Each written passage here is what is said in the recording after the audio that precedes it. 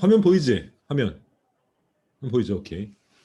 우리가 저번 화요일 날 뭘 배웠냐면은 이른바 테일러주에서 배웠어. 테일러주. 우리가 맥도날드 햄버거에 숨어 있는 과학적 관리에 대해서 배웠지. 모든 걸 표준화시켜 가지고 장인의 손맛을 빼버리고 세계 어디나 같은 맛을 만드는 이 놀라움, 20세기의 놀라움이 이제 테일러주의다. 그래서 우리가 매일 사 먹는 뭐 맥도날드 햄버거라든지 버거킹이라든지 모든 그런 식의 음식들, 패스트푸드 이런 건 다 테일러주의 아이디어에 기반해 있다. 그리고 그런 조직 원리를 20세기 초반에 공장으로 확산되고 그 다음에 이제 그런 것들이 정부 조직으로 확산돼 가지고 어떤 기업이라든지 정부든 불문하고 어떤 조직이든지 효율적으로 만들 수 있다. 그래서 생산력을 극대화시킬 수 있다. 이런 것들이 이제 20세기 초반에 확립된 생각이고 이게 행정학 영향을 많이 받았는데 우리가 그때 찰리 채플린 영화에서 봤듯이 문제가 있어. 사람의 노동을 조각내 가지고 완전히 기계 나사 부품처럼 만드는 것들이 생산력 올릴지 모르겠지만은 또 한편으로는 비인간적이잖아. 그죠? 그리고 인간은 기계가 아니거든. 기계는 24시간 돌아가지만 인간은 24시간 못 돌아가. 그죠? 인간은 반드시 노동을 하기 위해서는 일정한 그 휴식 시간이 필요해. 그죠? 그래서 예전에는 한 20시간 노동하다가 산업화 초기에는 애들도 노동하고 20시간 넘게 노동하다가 점점 줄어들어서 지금 현대는 법정 노동 시간이 8시간이야. 그러니까 인간은 8시간 노동하기 위해서 최소한 16시간 정도는 쉬어야 된다. 이런 것들이 인간적으로 합의된 거지. 점점 더 낮아지겠지 앞으로. 기기가 더 발전하면은 인간 법정 노동 시간 더 줄어들 수 있죠. 그죠? 뭐 여러 가지 복잡한 문제가 있는데, 근데 이런 논의가 발전했어. 이제 테일러주의적인 아이디어지. 어, 호손이라는 지역, 그러니까 하버드 대학교 시카고 근처에 호손이라는 공장이 있었어요. 그 공장에서 테일러주의적 실험을 한 거야. 뭘 했냐면은 집단을 두 개로 나눠. 집단을 이제 랜덤하게 해가지고 두 집단 나눠가지고 정말 테일러적인 아이디어로 실험을 해본 거야. 한쪽에는 빛의 조명을 조정하는 거야. 빛의 밝기 이런 거. 공장의 빛의 밝기를 조정하고 한쪽은 그냥 내버려둬. 그러면 테일러적인 아이디어는 뭐냐면은 어떤 물리적 조건, 어떤 환경들의 작업장의 물리적 환경이 노동자들의 생산성에 어떤 영향을 미칠까가 실험을 해본 거죠. 그러니까 한쪽엔 변화를 주고 호성 공장에서 한쪽엔 변화를 주고 한쪽엔 변화를 안 줬어. 그러니까 이런 거지. 공장에다가 실험 집단과 비실험 집단. 그러니까 요새도 약품 같은 경우도 이런 실험 많이 하잖아. 한쪽에는 진짜 약품을 주고 백신할 때도 진짜 백신을 주고 한쪽은 사람들이 백신 안 맞은 표로 나는 실험 집단인지 비실험 집단인지 모르게 하기 위해서 플라시보를 주잖아. 그지? 식염수를 그냥 하잖아. 공갈약을 준단 말이야. 이런 식으로 하는데 이게 왜 공갈약을 주냐면은 이 실험하고도 관련이 있어. 호선 공장에서 두 개의 집단을 놓고 한쪽에는 조명을 조정을 했어. 이 물리적 환경의 변화가 생산성에 어떤 영향을 주는지 알기 위해서. 그리고 봤더니 두 집단 간의 생산력의 차이가 발견되지 않았어. 근데 이상한 거야. 왜냐면은 테일러주의적인 가정에서 원래 아이디어는 조명의 밝기를 조정하면은 노동자들의 생산성이 변한다고 생각했거든. 이 가설이었는데 실제로 나중에 두 집단의 결과를 봤더니 조명의 변화를 줬던 집단, 실험 집단과 그렇지 않은 집단 간의 생산성의 변화가 없었어. 왜 없었을까? 송민정 씨, 왜 없었을까? 질문 다시 한 번만 해주시겠습니까? 잘 못 들었습니다. 음. 호성 공장에서 실험 집단과 비실험 집단을 통제 집단을 두 개를 만들고 한쪽에는 그 조명 강도, 물리적 환경 변화를 줬어. 그리고 네. 가설은 이쪽에 변화를 준 쪽에 생산력의 변화가 더 높아질 거라 가정했는데 실제로 봤더니 두 집단 간의 생산력의 차이가 거의 없었어. 왜 없었을까? 잘 모르겠습니다. 잘 몰라야지 내가 말할 맛이 나지. 결과는 이거야. 사람들이 비실험 집단 사람들이 이렇게 생각한 거야. 저 집단 보니까 저 실험 집단 보니까 자꾸만 뭐 빛도 조종하고 사람들이 막 연구자리 왔다 갔다 하고 하니까 뭔가 무슨 일이 있는 것 같아. 그래가지고 통제 집단은 그냥 하던 대로 해야 되는데 이 사람들도 자꾸만 꿍짝꿍짝거리면서 자기도 막 평소보다 일을 열심히 하기 시작한 거야. 그러니까 원래 가설대로 하면은 조명 밝기를 조정하면은 그 실험 조작에 의해서 이쪽이 더 생산성이 높아질 거라 봤는데 완전 테일러적인 생각이죠. 인간의 노동이라든지 환경의 변화를 주면 생산이 변한다는. 근데 그렇지 않은 집단, 아무렇지도 않은 집단에서 이런 그 사람들의 마음, 저쪽엔 뭔가 하는 것 같아. 우리도 뭔가 좀 뭔가 있는 것 같으니까 우리도 뭐 평소보다 좀 열심히 해야겠어. 이러면서 생산력의 변화가 사실은 똑같아진 거야. 그죠? 이걸 보면 사람들이 생각한 거야. 아, 인간이라는 존재는 단순히 기계처럼 물적 환경을 조작한다고 해서 생산성이 변하고 이렇게 되는 존재는 아니구나. 인간은 인간이기 때문에 뭔가 인간적인 특성이 있구나. 이걸 발견하는 거야. 이게 이른바 인간관계 운동이야. 즉 과학적 관리론에서는 인간이라는 거를 기계 부품처럼 생각하잖아. 근데 인간은 감정을 가지고 있고 생각을 가진 노동자라는 거야. 그죠? 그러니까 사실은 조직을 관리할 때 있어서 단순히 물적 환경이라든지 그들의 어떤 인센티브라든지 이런 거 조정하는 것뿐만 아니라 그 조직 내의 어떤 의사소통, 조직 내의 어떤 인간관계 이런 것이 더 조직 관리에 중요할 수도 모른다는 생각이 등장하는 거죠. 그죠? 그죠? 그래서 지금 또 보면은 조직 관리를 할 때 사람들에게 더 많은 돈을 주고 더 많은 근무 환경을 주고 뭐 이런 어떤 물리적 환경 이런 것들을 강조하는 입장이 있고 아니다. 인간이라는 존재는 그렇다고 해서 일을 더 잘하는 건 아니다. 어떤 그 내부에서 어떤 의사소통이라든지 직원 간의 어떤 인간관계라든지 혹은 그 조직에 대한 어떤 정서적 애착이라든지 이런 것들이 더 생산성을 높일 수 있다. 이런 입장이 갈라질 수 있잖아. 그죠? 이런 생각들이 바로 이 호선 실험에서 시작되는 거예요. 그러니까 테일러주의가 주로 이제 물리적 자극과 반응이라는 그런 어떤 그런 아이디어 출발해서 조직을 관리한다고 한다면 호선 실험에서 출발된 그 아이디어는 조직 관리할 때 인간관계, 사람이 갖고 있는 어떤 특성 이런 것들을 더 중시하는 쪽으로 이제 조직 관리를 하는 거죠.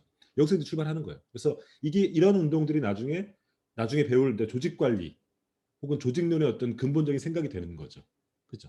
지금 또 이 두 가지가 크게 이렇게 면면에 이어져 오는 거죠. 그죠?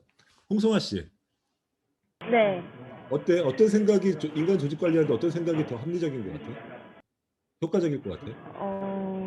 제 생각에는 그래도 인간의 그런 특성을 더 잘 이해하고 더 잘 챙겨줘야지 그런 노동력이 더 향상될 것이라고 생각합니다. 그런 측면이 있지. 근데 인간관계론 혹은 인간관계론을 끝까지 밀고 가면은 어떤 문제가 있냐면은 이른바 열정페이라는 게 생겨. 무슨 말인가 하면은 인간 너랑 나랑 우리 모두 한번 잘해보자. 사장님이랑 알바 간에 우리 사실은 인간적인 관계 아니냐. 우리 나만 잘 살려고 하는 거 아니야. 우리 진짜 먹고 살 때 우리 성공할 때까지 한번 열심히 해보자.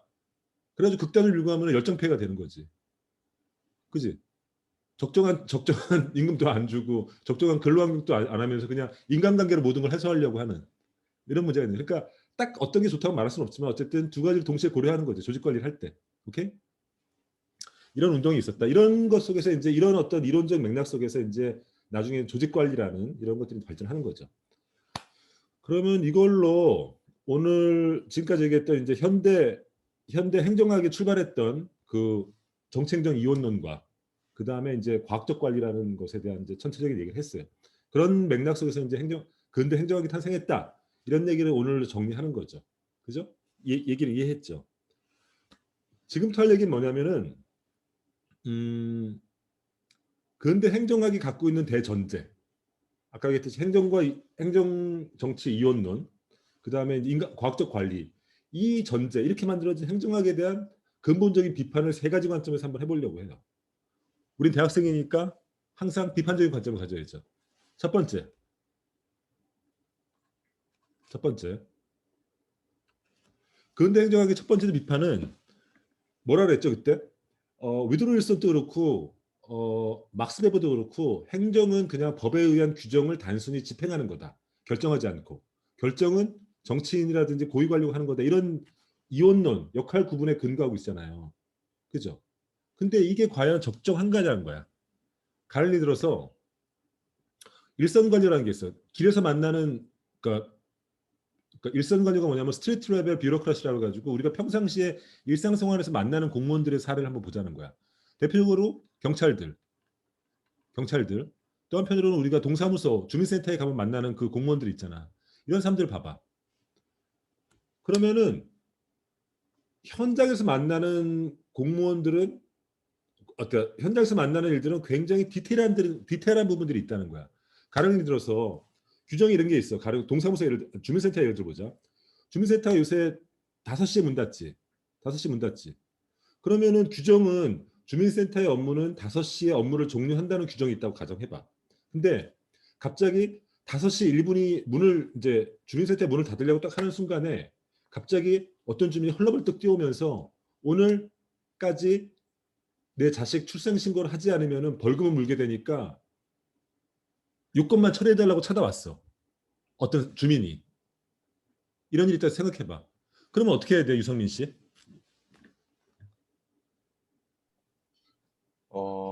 해줘야 되지 않을까요? 어? 해줘야 되지? 해줘야 돼? 아직 그 시간이 끝나지 않았으니까. 아니, 업무는 5시까지야. 업무는 5시까지인데 그 고객은 5시 1분에 찾아왔어. 업무가 끝난 다음에 찾아왔어. 주민은. 그러면 그 업무를 처리해줘야 돼? 해줘야 될 것 같은. 왜? 인간적으로 너무 야박하니까?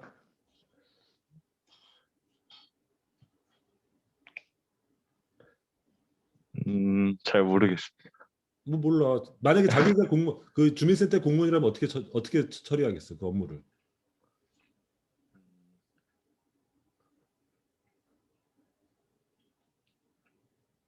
어떻게 처리하겠어? 자기는 해주는 거야? 저라면 해줄 것 같은. 해줄 것 같아. 네. 성욱 씨, 윤성욱 씨, 성욱 씨. 네네, 그렇습니다. 상황은 똑같아. 네. 규정은 공무원 업무 규정은 5시가 되면은 모든 업무를 종료한다는 게 이제 주민센터 규정이라고 가정해봐. 근데 네. 그 주민이 5시 1분에 찾아와가지고 요건을 처리해달라고 막 간청을 해. 그러면 자기는 처리해주겠어, 안 처리해주겠어? 어, 저라면 처리해줄 것 같습니다. 처리해주겠어? 규정 네. 위반인데? 어, 약간, 그래도 뭔가, 저는, 해주는 게 약간, 그러니까 사람과 사람 사이의 그런 관계에 있어서 좀 더 중요시하지 않는다고 생각했는데. 네. 착한 공무원이네. 그러면 두 번째 물어볼게요. 네. 길거리에다 담배꽁초를 버리면은 벌금 과태료 물리잖아. 과태료 네. 물리지. 근데 네. 어떤 할아버지가 길을 가다가 무심결에 그냥 담배꽁초를 버렸다고 가정해봐. 네. 근데 그 할아버지 물어봤더니 그 할아버지한테 가가지고 과태료 뛸라 그랬더니 할아버지가 아니 나 요새 조금 손이 떨리는 증상이 있어서 모르고 담배꽁초를 놓친 거라고 변명을 하고 있어. 그러면 그 할아버지한테 과태료 물리겠어 안 물리겠어? 조금 고민 많이 해야 될 것 같습니다. 약간, 저는 고민될 것 같습니다. 성욱 씨는 착한 공무원이잖아. 뭐 어떻게 해야 돼? 그거랑은 조금 다르게도 약간, 봐줄 손이 거야? 아니면 떨린다는 거 자체는 이제, 그거는 할 수가 없는데, 이제, 그 후에 있어서 뭐 주울 수 있다든지 뭐 그런 상황이 있을 수 있기 때문에 저는 그거는 과태료 물려야 된다고 생각을 합니다. 과태료 물린다. 네. 할아버지가 손 떨려가지고 놓친 건데도. 그래도 어쩔 수 없어요. 조은정 씨. 네. 조은정 씨 네. 똑같은 상황이야. 조은정 씨는 그 경찰이야. 일선 경찰이야. 현장에 나가 있는. 근데 이렇게 보다가 보니까 아까 똑같은 상황으로 어떤 할아버지가 담배꽁초를 버렸어. 그래서 찾아가서 과태료를 물리려고 했더니 할아버지가 나는 최근에 이렇게 손이 떨리는 증상이 있어서 이걸 쓰레기통 지고 가다가 떨어뜨린 거라고 변명을 하고 있어. 과태료 물릴 거야 안 물릴 거야? 저는 그냥 안 물리고 음, 담배는 여기서 피우지 말고 그 공공 장소에서 음. 그런 데 가서 피우시라고 이렇게 조언을 해드릴 것 같아요. 오케이. 봐봐. 지금 상황 자체는 규정은 뭐냐면은 담배꽁초를 길거리에 버리는 사람은 과태료 물리는 것이 규정이고 그 다음에 업무는 5시에 끝나는 게 규정이야. 그죠? 근데 우리 상황을 보면은 그때마다 다 사람들이 스스로 그 규정을 굉장히 탄력적으로 적용한다고 우리가 발견됐지. 물론 우리가 지금 현직 공무원들은 아니지만 바로 이 문제가 있다는 거야. 즉 무슨 말인가 하면은 정책전 이혼론에 따르면은 공무원들은 정해진 규정을 집행하는 역할이거든. 집행한다는 거는 법 규정대로 하라는 뜻인데 실제 현장에서 보면은 그렇게 하고 있지 않거든. 자신의 어떤 이른바 공무원의 재량이라는 문제라는 거야. 이게 재량, 디스크레션이라는 문제인데 이론적으로는 법을 결정된 거는 공무원은 집행만 하지만 사실은 우리가 디테일하게 쳐다보면은 아까 주민센터의 사례라든지 혹은 일선 길거리에서의 그 경찰 공무원의 행태를 보면은 자기가 법을 탄력적으로 운영하고 있는 걸 발견할 수 있잖아. 그죠? 이게 공무원의 재량이라는 문제. 이건 뭐냐면은 단순히 공무원이 법을 단순히 집행하지 않고 스스로 끊임없이 법을 해석하면서 굉장히 탄력적으로 운영하는 걸 발견한다는 거야. 이게 뭐냐면은 공무원이 단순히 법을 집행하는 것이라는 것에 대한 반론이지. 그죠? 그죠? 이거 그러니까 이런 문제인 거죠. 그러니까 실제로는 공무원이라는 것들이 단순히 규정에 따라서 법을 집행하는 것만의 존재가 아니라는 거야. 그리고 어떤 경우 지금 굉장히 사소한 경우지만은 이 법을 해석한다는 것은 뭔가 가치 판단한다는 거거든. 가장 일선에 있는 공무원들도 그렇게 하잖아. 이거는 끊임없이 공무원들이 가장 낮은 수준의 공무원들도 법을 해석하고 자신의 가치를 개입한다는 거야. 아까 얘기했듯이 뭐 1분 정도에 뭐 괜찮지 않겠어? 그다음에 아까 경찰의 경우에도 할아버지가 손 떨려서 그런 건데 뭐 이 정도는 뭐 내 재량으로 봐줘야 되는 거 아니야? 이런 판단을 하잖아. 이 가치 판단한단 말이야. 근데 공무원은 가치 판단하지 말라 그랬잖아. 근데 현장에서는 그렇게 먹히지 않는 거거든. 이게 이제 일선 공무원제라는 어떤 이 분야인데 실제로 보면 일선 공무원들이 단순히 가장 단순한 공무원의 일도 실제로는 법을 그냥 단순히 집행하는 것이 아니라는 거야. 그들 수준에서 법을 해석하고 가치 판단을 한다는 거지. 그러면 정책적 이혼론이라는 것들이 굉장히 허구적인 구별이라는 거에 느낌이 오는 거잖아. 그치? 그죠? 정책론 이혼론의 첫 번째 비판이죠. 그렇지 않아? 그래서 보면은 정책론 이혼론을 비판하는 사람들이 굉장히 많아. 왜냐하면 봐봐. 정치인이 하는 그러니까 요쪽 라인을 한번 봐봐. 정책을 집행하는 게 있고 정책을 결정하는 게 있고 이익을 매기해. 그러니까 이익을 매기한다는 거는 어떤 사람들의 어떤 민원을 들어주는 거야. 그리고 이른바 정치적 행위, 이제 권력 싸움이라고 가정해봐. 보통은 정책론 이혼론은 정책 집행은 공무원이 하고 요 아래 있는 일은 모두 정치적 일이라고 봤었어. 그죠? 근데 실제 현실 이게 이제 정책론 이혼론이지. 요것만 공무원이 하고 요 나머지는 정치인이 모두 한다는 게 전통적인 정책적 이혼론인데 실제 보면은 공무원들이 정책 결정하는 경우도 많아. 그잖아. 고위 관료들이 정책 결정하거든 실제로. 그잖아. 원래 정치인들이 한다고 돼 있지만 실제로 현장에서 보면 현실에서 보면은 고위 관료들 기재부의 어떤 국장 정도 되면 정책 결정을 하거든. 그잖아. 이번에 추경 편성 같은 거 할 때도 정치인이 그런 건 예산을 쓰는 거니까 정치인이 결정이라고 할 수 있지만 실제로는 누구 입김이 더 강하냐면은 그 일을 담당하는 기재부 국장의 입김이 더 강해요. 예산 못 써. 이번에 나라 살림 때문에 못 써. 이렇게 하면 못 쓰는 거야 또 실제로. 그러면은 공무원은 정책 결정 안 하는데 실제 현직에서 정책 결정 하거든. 그잖아. 또 하나 이익 매개라는 건 뭐냐면은 뭐랄까 이익 집단들이 자신의 로비를 하는 거라고 생각하면 돼. 그러면 우리가 보통 이익 집단들은 자신의 이익을 위해서 로비를 국회의원들을 대상으로 하는데 실제로는 국회의원들만 로비의 대상이 되는 건 아니야.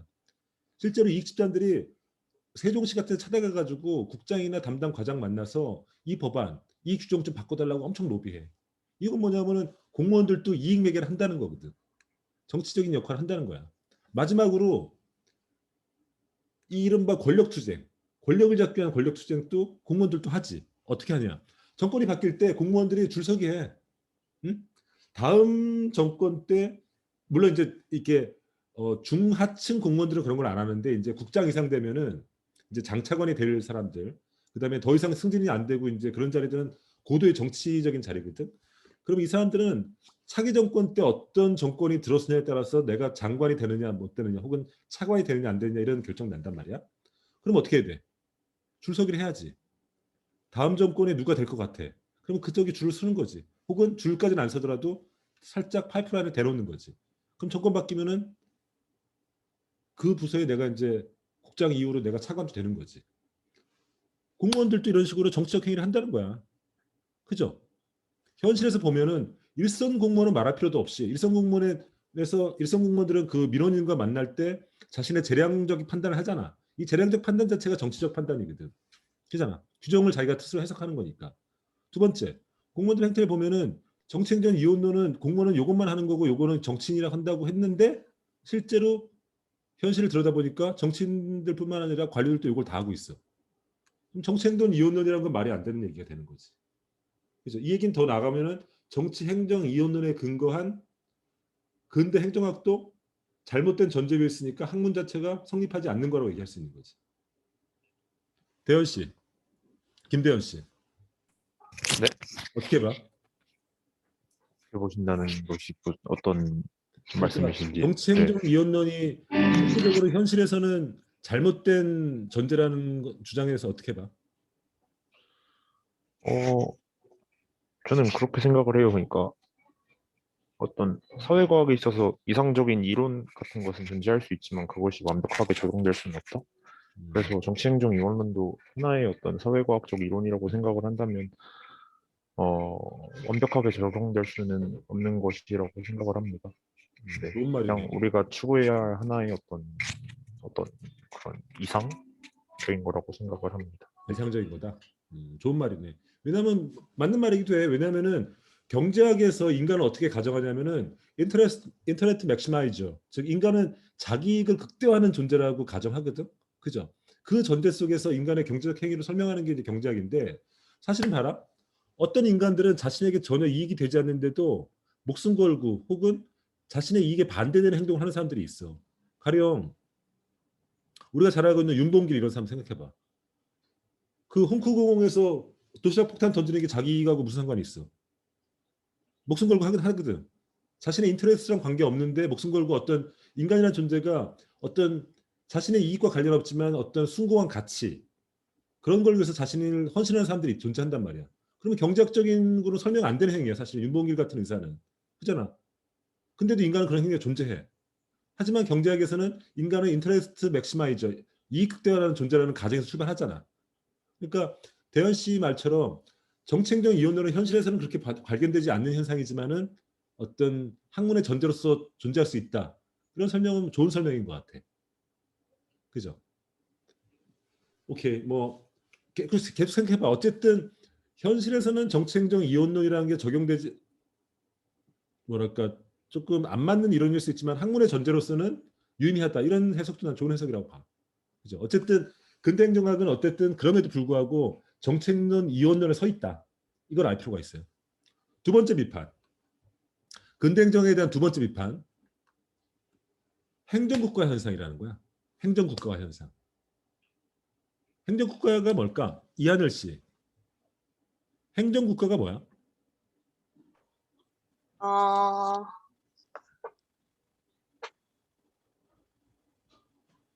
행정부가 있는 행정부가 없는 국가가 어디 있어? 국가예요. 어,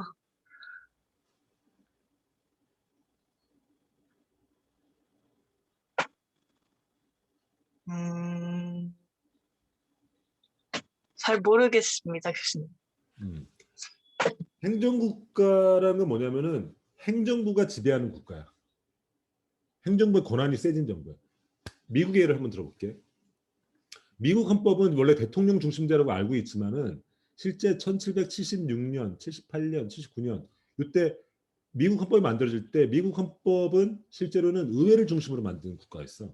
그러니까 의회에서 그 연방의 어떤 대표자들이 모여서 국가 사안을 결정하고 이 결정 사항을 집행하는 책임자가 대통령이야. 그러니까 국가 운영의 중심을 의회에 뒀었어. 의회에 두고 의회는 이제 그런 논의를 하고 토론하니까 일을 효율적으로 집행하기 힘들잖아. 그러면 그 집행하는 권한을 집행관한테 주는 거야. 그 집행관이 프레지던트야, 대통령이야. 그죠? 그러니까 미국은 사실은 의회 중심제고 그리고 그 집행부가 대통령이 종속되어 있는 관계였는데 점점 대통령의 권한이 강해지는 현상이 발견돼. 언제부터냐면은 국가 일이 복잡해지기 시작할 때 19세기 말에 산업화, 전쟁, 뭐 혹은 각종 사회 문제들이 커지기 시작하는 거죠. 그러면은 의회라는 거는 400 우리 따지면 300명, 미국은 436명, 상원 100명, 그다음에 하원 435명이 모여 사는데 맨날 회의만 하다가 나살 거 아니겠어. 일은 굉장히 복잡한데. 그죠? 그러니까 효율적인 일 처리가 강조되면서 대통령이 단독으로 지휘하는 행정부의 효율성이 중요시되면서 대통령 권한이 점점 커져. 이런 현상이 발견되는 거야. 그죠? 한국도 원래 헌법상으로는 헌법을 한번 꼼꼼히 봐봐 나중에. 헌법을 보면은 행정부보다 의회가 더 먼저 가 있어. 왜냐하면 이제 이거는 의회가 국민의 대표기관이기도 하고 의회 권한이 더 높다는 걸 상징적으로 보여주지만은 역시 한국도 행정부의 권한이 더 센 거지. 그죠? 이거는 뭐냐면은 국가의 권한이 커지면서 좀 더 다르게 얘기하면은 국가가 공급해야 될 공공 서비스가 더 커지면서 혹은 국가가 해결해야 될 문제가 더 많아지면서 효율적인 일처리가 강조되는 거야. 그러면 말만 많고 맨날 정당으로 나눠서 싸우는 행정부 의회보다는 행정부가 중심돼서 나라를 일사천리로 하는 게 좋잖아. 그잖아. 한국은 이미 국가가 설립할 때부터 독재 정권이 들어왔기 때문에 이미 행정부가 중심이 된 국가였고 그러니까 행정부가 중심이 되는 거야. 원래는 국민의 대표기관은 의회가 중심이 돼야 되는데 행정부가 중심이 되는 거야. 이게 행정부가 중심이 돼서 국가를 주도하는 현상. 이게 행정국가 현상이야. 이건 다르게 얘기하면은 관료가 지배하는 거죠. 관료가. 저번에 얘기했죠. 막스 베버가 독일 이제국의 몰락을 볼 때 그 이제국의 몰락이 바로 관료 지배에서 비롯됐다고 생각한 거잖아요. 빌레르 밀세라는 어린 황제와 그 주변을 둘러싼 군인들과 그 노회한 관료들이 무책임하게 전쟁을 끌고 나가서 나라를 망쳤다고 생각하고 있었잖아요. 그래서 관료 지배를 종식시키고 의회 권한을 키워야 된다고 생각했다고 그때 막스 베버 얘기했잖아요. 근데 아까 했듯이 현대 국가 현상이 되면서 점점점 국가가 할 일이 많아지면서 행정부의 권한이 세지고 당연히 행정부를 운영하는 관료들의 권한이 세지는 거야. 그러니까 이 나라가 지금 민주주의 국가인지 아니면 관료가 주인인 국가인지를 모르게 되는 관료 지배 국가 현상이 벌어지는 거죠. 그죠? 이거는 우리가 원래 꿈꾸던 민주주의 국가랑 다른 거잖아. 그죠? 공무원들은 좋겠지. 공무원들은 자신들이 나라를 좌지우지하니까 좋겠지만 사실은 공무원들은 그냥 그야말로 공복. 영어로는 시빌 서비스잖아. 시빌이라는 게 시민이고 서비스는 그야말로 서비스니까 시민에게 서비스하는 게 공무원의 일인데 그러니까 뭐 실제 그렇지는 않지만은 그 명분상으로는 이념상으로는 공무원은 시민의 종복, 공복, 공공 노예가 아니라 심부름꾼이라는 의미인데 알고 봤더니 행정국가가 되고 관료 지배가 되면서 공무원이 시민의 위에 서서 시민을 지배하는 이런 현상이 벌어지는 거라는 거죠. 유아진 씨 어떻게 봐? 지금 우리나라도 약간 관료 지배 아니야? 네. 어떻게 봐? 근데 음, 저도 공감하는 게 음, 보통 약간 아직 교육이 잘 안 된 어린아이들한테 음, 거의 대통령을 음. 왕처럼 이해하는 아이들도 많다고 느껴서 애초에 교육부터가 음, 이렇게 음. 처음부터 아이들의 인식이 이렇게 바뀌고 있는 것 같아요. 좋은 지적이야. 대통령이라는 지위는 사실은 행정부의 수반이야. 헌법상으로는. 행정부의 수반이라는 건 뭐냐면은 공무원의 최고 책임자라는 뜻이지. 근데 대통령은 우리가 뽑는 제1시민이라는 뜻이 있어. 제1시민. 왜냐면 대통령 우리가 뽑으니까. 그리고 우리가 대통령을 행정부로 파견해서 공무원들로부터 공무원들을 잘 통찰하고 보내는 건데 아까 하진 씨가 얘기했듯이 대통령을 공화국의 왕처럼 생각하는 경향이 있죠. 그죠? 더 문제는 뭐냐면 이런 문제가 있어. 실질적으로는 관료 지배가 왜 문제가 되냐면은 우리가 만든 정치 체제 있잖아. 지금 우리가 만든 대의 체제에서는 선거를 통해서 정치인들을 갈아치울 수가 있어. 시리가 또 답변하네. 대의 체제에서는 선거를 통해서 우리가 대표를 선발하고 대표를 벌줄 수가 있어. 그죠? 선거가 주기적으로 돌아오니까 그때마다 열심히 일할 사람들을 뽑고 그리고 그 임기 동안에 제대로 못하면 벌을 주면 되지. 벌을 주는 거는 그 사람이 표를 안 주면서 낙선시키면 돼. 그죠? 그러니까 정치체제, 의회 이런 대통령 이런 사람들은 우리가 선거를 통해서 이른바 책임을 물릴 수 있는 기제가 있어. 그죠? 근데 공무원은 책임을 물릴 방법이 없지. 왜냐? 우리 근대 행정국가는 근대 국가는 직업공무원제를 만든 거잖아. 우리가 봤듯이 직업공무원제라는 게 등장했잖아. 직업공무원제는 시험으로 들어간 사람이야. 그리고 그들에게 신분은 보장해주고 노후도 보장해줘. 왜냐하면은 딴 데 신경 쓰지 말고 나란 일 열심히 하라고. 근데 봤더니 점점 행정부의 권한이 커지면서 공무원들이 국정을 농단할 수 있단 말이야. 농단할 수 있는 권리를 갖고 있어. 응? 근데 정치인들은 벌을 줄 수가 있어. 떨어뜨리면 돼. 이번에 문재인 정부도 이제 4년 동안에 좀 국가를 잘 뭐 LH 사건도 있고 부동산도 못 잡고 그러니까 이번 서울시장 선거에서 지금 박영선 떨어뜨리려고 사람들이 생각을 많이 한단 말이야. 이런 식으로 벌어붙일 기제가 있는데 공무원들은 벌 줄 방법이 없어. 최예니 씨, 예니 씨.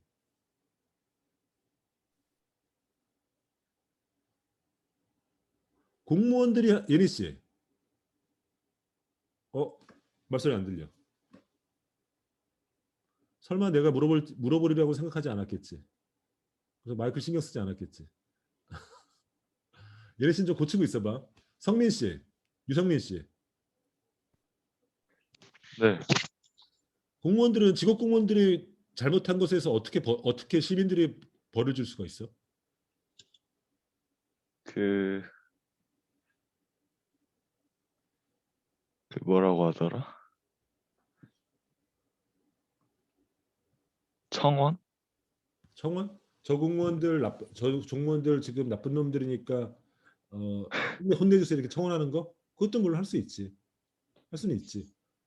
하지만은 기본적으로 공무원은 자신이 저지른 불법이라 범법 행위가 아니면 범법 행위에서 그러니까 해임이나 파면되지 않으면은 그 외에 국민들이 그 공무원들 통제할 방법은 거의 없어.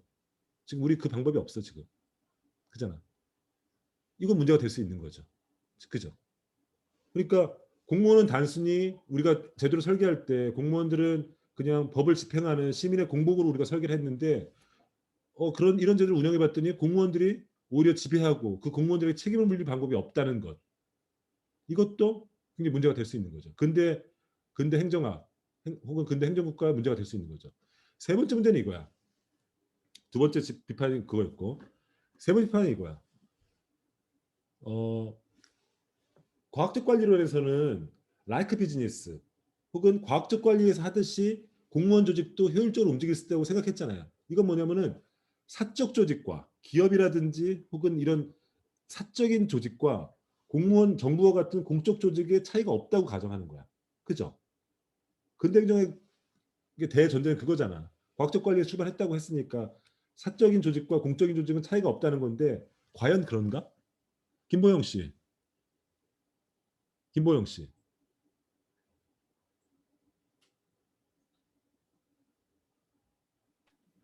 네. 정부 조직을 기업 조직처럼 똑같이 다뤄도 돼? 안 된다고 생각합니다. 왜 안 돼? 정부 조직은 정부의 목표는 국민들의 국익을 위해서 정책을 만들고 그걸 실현해야 하는데 그래서 사조직의 목적과는 다르기 때문에 근본적인 정책과는 달라야 된다고 생각을 합니다. 그치. 그냥 직관적으로 봤을 때도 정부 조직과 혹은 정부뿐만 아니라 이런 공공조직, 우리가 뭐 공기업이라든지 혹은 뭐 다양한 조직들이 있잖아. 이 조직과 기업 조직은 같은 조직이지만은 다르잖아. 뭔가 다른데 이 기업에서 운영하는 이 원리를 과학적 관리는 사실은 공장에서 출발했으니까 이 원리를 정부에 조직하는 게 뭔가 이상하잖아. 그죠? 이게 이상하다면은 근대 행정학을 뒷받침했던 대전제도 사실은 옳지 않다는 게 되는 거죠. 그죠? 이런 거죠. 가장 대표적인 차이는 이거야. 기업은 왜 존재해? 오지윤 씨, 기업은 왜 존재해? 기업의 존립 이유는 뭐야? 기업의 미션은 뭐야?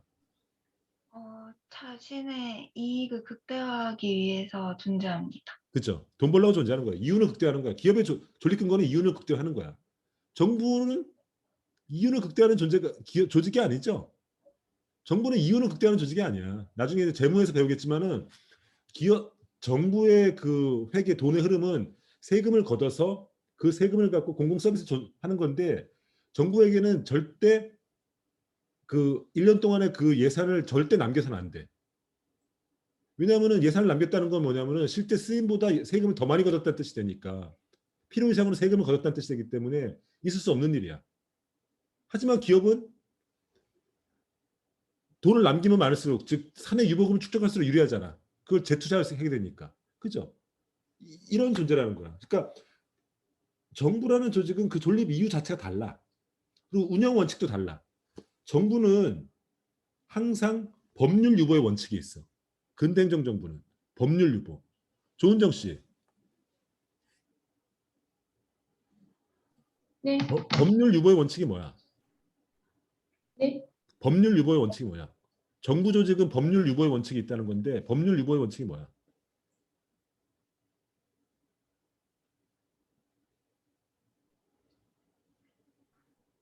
법률 유보 원칙은 이 얘기야.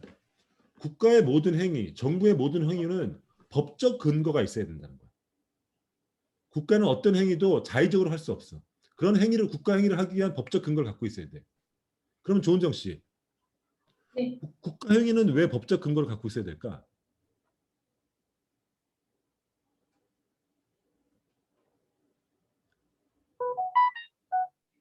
국가 행위는 왜 법적 근거가 필요할까?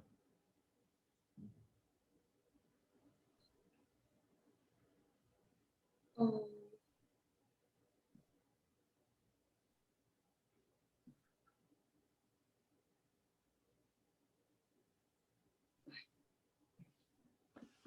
이 이유야. 왜 국가 행위는 절대 자의적으로 못하고 법적인 근거를 갖고 있어야 되냐면은 국민의 시민권 아니 시민의 자유를 보호하기 위해서요. 국가가 만약에 자의적으로 어떤 근거 없이 행위를 하게 되면은 국가 권력이 자의적인 권력을 행사할 가능성이 있잖아. 그러면 그것은 개인의 자유를 침해할 가능성이 있단 말이야. 그러니까 그런 걸 통제하기 위해서 모든 국가 행위는 법적 근거를 갖도록 해놨어. 그러니까 법적 근거가 없는 행위는 국가는 할 수가 없어. 근데 기업은 생각해봐. 기업은 이윤이 되는 행위는 뭐든지 하죠. 뭐든지 할 수 있어. 불법이 아닌 이상 기업은 뭐든지 할 수 있어. 심지어는 법을 위반하면서도 기업을 할 수 가능성도 높아. 근데 그거는 사적 기업이니까 용서가 되지만은 용서 물론 안 되지만은 어쨌든 그러니까 조금 너그럽게 보지만은 국가는 절대 안 돼. 국가의 모든 행위는 모든 세금을 걷고 사람들에게 어떤 행위의 규제를 하고 이런 것들도 법적 근거를 있어야 돼. 최근에 외국인 노동자들에 대해서 코로나 테스트를 받도록 하는 규정 어떤 방침을 정부가 발표했어. 근데 이런 행위에 대해서 비판이 많거든. 외국인 노동자 차별이라고 비판이 많은데 국가가 이런 방침을 내릴 때도 그렇게 규정을 내릴 수 있는 법적 근거가 있어야 돼. 반드시 국가는 그 행위가 있어요. 이것이 없으면은 시민의 자유, 국가가 권력 행위가 자의적으로 움직이기 때문에 우리의 자유가 침해될 수 있는 거죠. 이런 것들. 그다음에 아까 했듯이 운영 자금의 측면에서도 국가의 운영 자금은 세금이야. 근데 사조직은 벌어서 쓴 이윤을 남는 거죠. 뭐 이런 것들.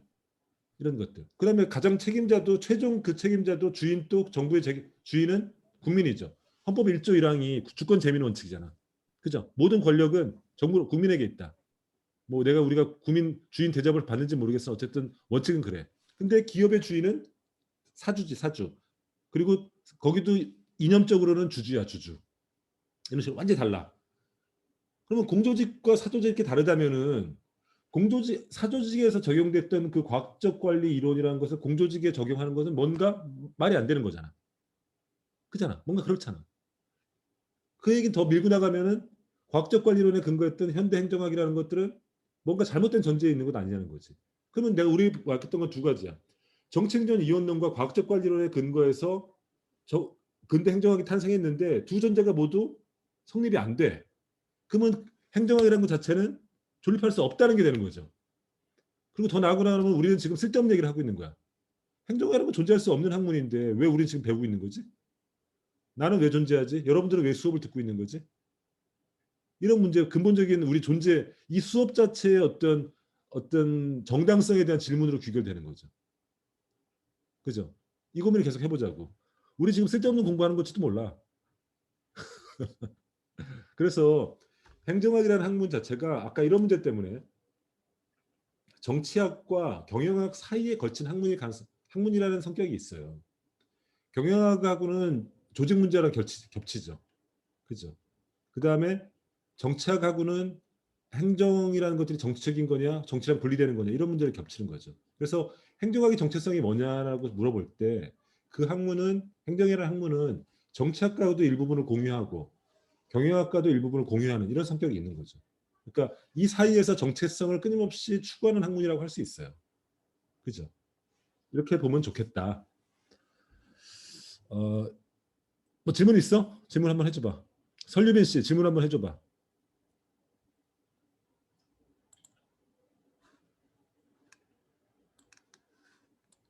행정학은 존립할 수 있는 학문이겠어? 그런 것 같아요. 존립할 수 없을 것 같아? 아니, 존립할 수 있을 것 같아요. 정체성은 분명하지 않지. 뭔가 그 주변 학문과의 계속 끊임없는 어떤 경계선을 둘러싼 갈등이 있을 것 같지. 네네, 그럴 것 같아요. 그러니까 그런 것들, 행정학은 딱 무엇이다 여러분 나중에 물어보면 행정학은 무엇인가라고 이제 물어보겠지. 누군가가 너 행정학 개론 들었으니까 행정학은 뭐니? 물어볼 거란 말이야. 근데 나한테 물어봐도 마찬가지고 나도 잘 모르겠어. 경영학하고도 닮은 측면도 있는 것 같고 정치학하고도 닮은 측면도 있는 것 같고 그렇다고 똑같지는 않고 뭐가 있어. 이런 어떤 경계선, 어떤 혼합된 학문이라는 성격이 좀 있는 것 같아. 오케이? 그래서 오늘은 여기까지 얘기하고 출석을 부를게.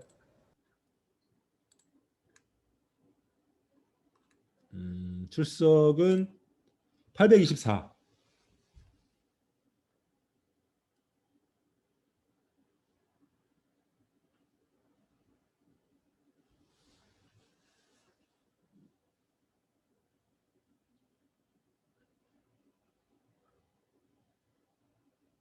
나연 씨, 김나연 씨. 네, 어디야? 학교 식당이야? 네, 식당에서 공부하면 공부 잘 돼? 네, 방해 안 받아? 괜찮아? 네, 괜찮아요. 지금 이제 어떤 수업은 오프라인 하고 어떤 수업은 온라인 하니까 학교에 나와서 온라인을 들 수밖에 없는 조건이지, 그지? 네, 그지? 그러면 학교에서 안정적으로 온라인 수업을 들을 만한 공간이 있어 지금? 말을 해야 되니까 일단 기숙사 식당에 오긴 했는데 음, 하나도 있다는 것 같아요. 할만해? 네. 근데 이제 뭐 듣는 거는 지장이 없을 수 있는데 나처럼 자꾸 말 시키면은 굉장히 불편하겠다, 그지? 장소가 좀 제약적이긴 해요. 그지? 주변 사람들이 보면 식당에서 주변 사람 보면 쟤는 뭐 정신 나가는가 왜 허공에 대고 말하고 있냐 이렇게 물어볼 거 아니겠어? 쳐다보지 않겠어, 그지? 어쨌든 좀 불편함이 있는 건 아는데 어쨌든 우리 수업에 좀 얘기 많이 해줘야 돼. 뭐 질문 있어? 아니야, 아직까지는 없어요. 오케이. 설유빈 씨 네, 질문 있어? 아니요, 없어요. 오늘 수업은 이해했어? 네, 긍정적의 어떤 대전제들도 얘기했고 오늘은 그것에 대한 세 가지 비판, 그죠? 딱 분리되지 않더라. 일선 공무도 마찬가지고 나머지도 그렇고 또 조직도 공조직과 사조직이라는 것들이 차원이 다른데 그거를 동일선상에서 조직 관리가 되는가 이런 것들 비판적인 지점도 이해할 수 있어? 제가 나중에 따로 다시 공부해봐야 될 것 같아요. 그래. 내가 나중에 시험 문제로 내면 나 나중에 외우겠지 뭐. 근데 외우는 건 중요한 게 아니야. 대학 공부에서 외우는 건 중요하지 않아. 내 머리로 스스로 생각하고 판단하고 이해하는 게 중요해. 오케이? 그러면 외우지 않아도 저절로 알게 되는 거거든. 그리고 그걸 바탕으로 이제 사회 현상을 볼 수 있는 통찰력이 생기는 거죠. 그런 게 대학에서 중요한 거거든, 사실은. 외우는 건 아무 의미가 없어. 이해하고 이런 게 중요하지. 전우경 씨 어때? 궁금한 거 있어? 아니요, 없습니다. 오케이. 그럼 오늘 다들 잘 이해한 걸로 내가 이해할게. 그러면은 오늘 수업은 여기까지 끝내고 주말 잘 쉬어. 내가 보라는 영화도 시간 있으면 보고. 오케이. 포드 페라리랑 모던 타임즈 내가 얘기했지? 시간 있으면 봐. 안녕. 고생하셨습니다. 수고 안녕. 수고하셨습니다. 수고하셨습니다. 안녕. 수고하셨습니다. 음. 아니,